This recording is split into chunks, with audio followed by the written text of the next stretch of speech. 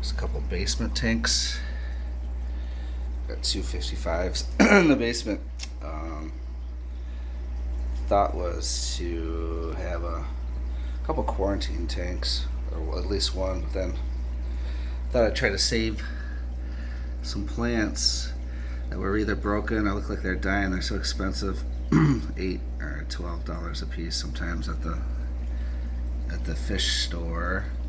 So I've got them here in a planted tank, some Eco Complete, and put some fertilizer darts in there to see if we can get these going. But that'll be cool. But it's fully set up. I've got a little donor fish in here. It's a little pea puffer.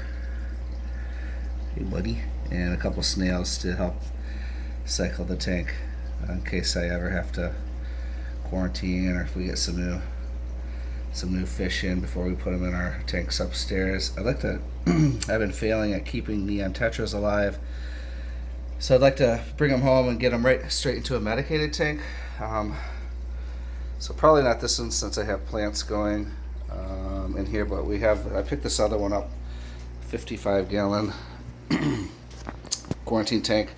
All this crap in here was essentially the stuff I picked up from Facebook Marketplace for nothing that came with other tanks that I bought, so it's good, a little scaped it out. But this will be the quarantine tank. I'm going to probably grab, I don't know, 15 Neon Tetras probably, just to see if I can get them to stay alive.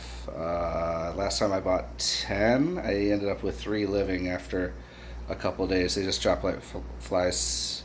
That's because they're so beat up the way they're bred, and not really taken care of properly, always competing for food from the breeder, then to the distributor, and then to the retailer.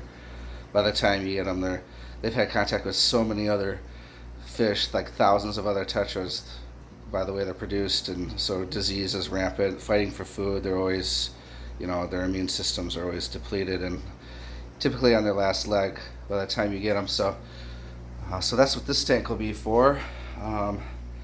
We got this for next to nothing. I think we got a tank in this stand for $50 off Facebook.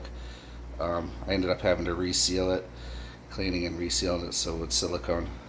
So that was my first venture in resealing a tank. But these are my two 55s. More excited about this planted tank. I'd like to get a lot of growth going in here if I can.